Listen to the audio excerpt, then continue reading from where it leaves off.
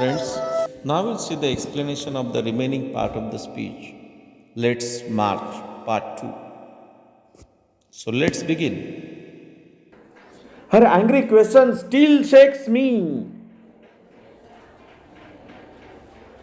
तिचा तो रागीट प्रश्न जो आहे, रागाने तिने विचारलेला प्रश्न आहे, स्टील शेक्स मी, मला हळवून ठेवतो, तो हादरवून ठेवतो. And has the power to shake the whole world, आणि पूर्ण जगाला हादरवून टाकण्याची क्षमता तिच्या त्या प्रश्नामध्ये आहे. What are we waiting for? Her question is for all of us. तिचा जो प्रश्न आहे तो आपल्या सर्वांसाठी आहे. What are we doing? आपण काय करतोय? What are we waiting for? आपण कशाची वाट बघतोय? How many girls will we allow to go without rescue? मुलींना आपण असेच गुलामगिरीत जखडू देणार आहोत?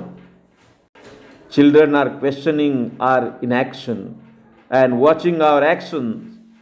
ही मुलं जी आहेत ना, दे आर क्वेश्चनिंग आवर इनॅक्शन्स. त्या निष्क्रियतेवर मुलं प्रश्न विचारत आहेत.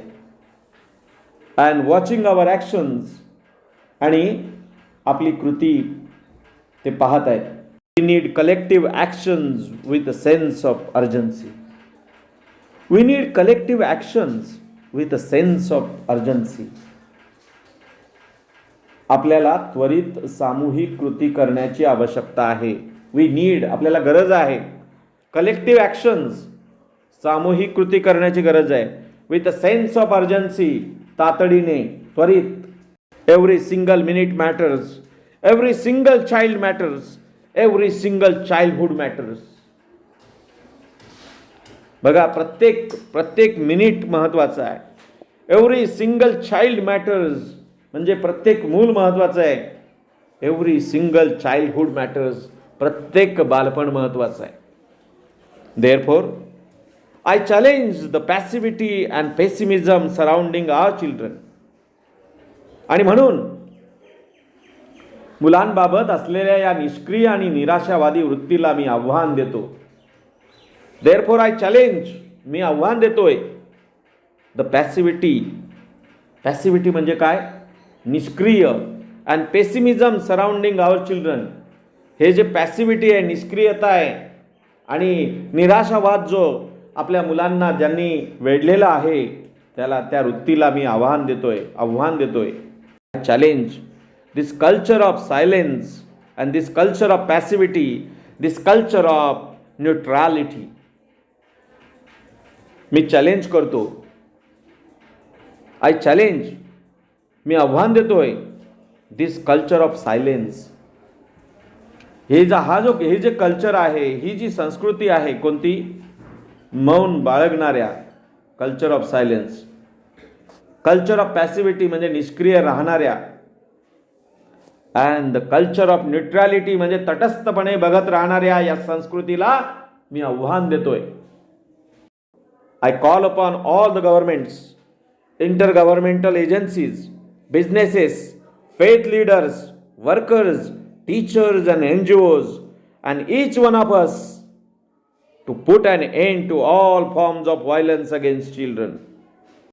Call upon all the governments, सर्व सरकारे, आंतर सरकारी एजन्सी, बिझनेसेस म्हणजे व्यवसाय, फेथ लीडर्स विश्वासार्ह लोकनेते, वर्कर्स म्हणजे कामगार, टीचर्स शिक्षक, आणि NGOs म्हणजे सामाजिक संस्था, आणि ईच वन ऑफ अस आणि आपल्यापैकी प्रत्येकाला to put an end to all forms of violence against children म्हणजे सर्व प्रकारच्या बालविरोधी हिंसाचाराचा अंत करण्यासाठी मी आवाहन करतो. मी आपल्या सर्वांना आवाहन करतोय की आपण सगळ्यांनी पुढे यावं. Slavery, trafficking, child marriages, child labour, sexual abuse and illiteracy, these things have no place in any civilized society. In any civilized society म्हणजे काय? कोणत्याही सुसंस्कृत समाजामध्ये स्लेवरी म्हणजे गुलामगिरी, ट्रॅफिकिंग म्हणजे तस्करी, चाइल्ड मॅरेजेस म्हणजे बालविवाह, चाइल्ड लेबर म्हणजे बालमजुरी, सेक्शुअल अब्यूज म्हणजे लैंगिक शोषण, अँड इलिटरसी म्हणजे निरक्षरता. These things have no place. या गोष्टींना कुठेही स्थान नाही. म्हणजे कोणत्याही सुसंस्कृत समाजात गुलामगिरी, तस्करी, बालविवाह, बालमजुरी, लैंगिक शोषण आणि निरक्षरता या गोष्टींना कुठेही स्थान नाही. फ्रेंड्स, वी कॅन डू दिस. मित्रांनो, आपण हे करू शकतो. वी कॅन डू दिस. आपण हे सर्व करू शकतो. Governments must make child friendly policies. म्हणजे सर्व शासकांनी काय केलं पाहिजे? चाइल्ड फ्रेंडली पॉलिसीज आणल्या पाहिजेत. म्हणजे बाल अनुकूल धोरणं बनवावीत. Governments must invest in education and young people. Businesses must be more responsible, accountable and open to innovative partnership. म्हणजे बिझनेसेस जे आहेत, व्यापार जे आहेत, व्यवसायांनी काय करावं? मस्ट बी मोर रिस्पॉन्सिबल म्हणजे अधिक जबाबदार, अकाउंटेबल उत्तरदायी, and open to innovative partnership. आणि ओपन म्हणजे खुलं असणं. कशासाठी? तर नाविन्यपूर्ण भागीदारीसाठी. इंटर गव्हर्नमेंटल एजन्सीज म्हणजे आंतरशासकीय ज्या एजन्सीज आहेत, मस्ट वर्क टुगेदर. त्यांनी एकत्र काम करायला पाहिजे. To ॲसिलरेट action.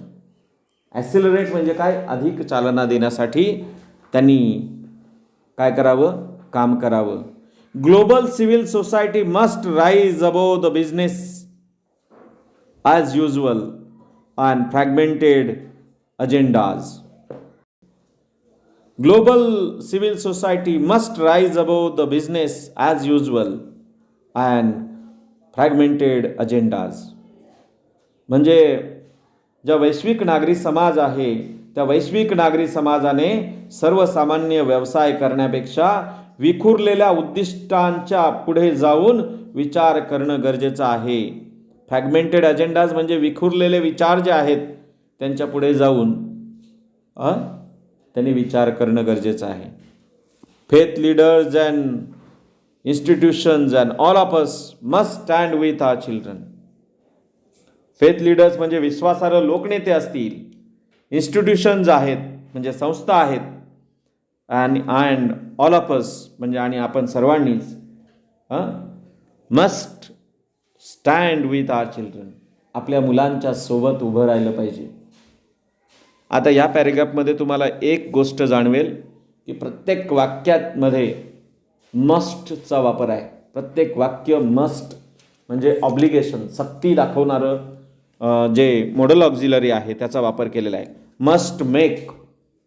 बघा, त्या मस्ट शब्दानंतर जे आलेलं क्रियापद आहे ते मूळ रूपातच येतं. म्हणजे मॉडल ऑक्झिलरी नंतर येणारं जे क्रियापद आहे ते मूळ रूपातच असतं. पहिल्या लाईनला आहे मस्ट मेक. दुसऱ्या लाईनला काय आहे? मस्ट बी. पुढच्या याच्यामध्ये काय आहे? Must work. नंतर पुढच्या लाईनमध्ये मस्ट राईज. पुढच्या याच्यामध्ये आणखीन मस्ट स्टँड. आता हे मस्ट जे आहे it indicates obligation. We must be bold. आपण धाडसी असण्याची गरज आहे. We must be ambitious. महत्वाकांक्षी असणं आवश्यक आहे. And we must have the will. आणि आपल्याकडे इच्छाशक्ती असणंही गरजेचं आहे. ती असलीच पाहिजे आपल्याकडे. We must keep our promises. आणि आपली आश्वासनं आपण पाळली पाहिजेत. बरोबर ना? ती पाळलीच पाहिजेत आपण. काय? आश्वासनं. बघा, इथे पण मस्टचा वापर केलेला आहे. Must be, must be, must have, must keep. बरोबर ना? हे सगळं मस्टचा वापर आला आहे. Must indicates obligation. Over 50 years ago on the first day of my school I met a cobbler boy my age sitting outside the gates of my. 50 वर्षांपूर्वी माझ्या शाळेच्या पहिल्याच दिवशी शाळेच्या फाटकाजवळ बसलेला माझ्याच वयाचा एक चांभाराचा मुलगा मला भेटला. आय आस्क्ड माय टीचर्स, आणि मी माझ्या शिक्षकांना विचारलं, Y is he working outside? तो का बरं बाहेर काम करत आहे? Y is he working outside? बघा, आता याचं पण आपल्याला इनडायरेक्टमध्ये रूपांतर करता आलं पाहिजे. I asked my teacher why he was working outside.